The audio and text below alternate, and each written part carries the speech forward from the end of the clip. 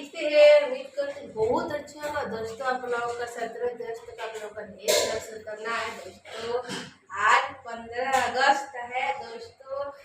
हम लोग दोस्तों वीडियो बनाने के लिए तैयार हो गए हैं दोस्तों। आज सोच रहे कहीं निकलने के लिए आज दोस्तों जाएंगे वीडियो बनाने के लिए।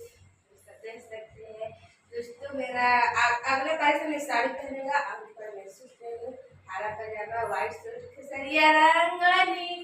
दोस्तों हम लोग चलते हैं, हम लोग वीडियो बनाएंगे दोस्तों। आप लोग ये सब जानते और दोस्तों आज हम लोग बहुत खुशी की बात है तो दोस्तों 15 अगस्त है। जय हिंद जय भारत दोस्तों। आप लोग दोस्तों एंजॉय करिए।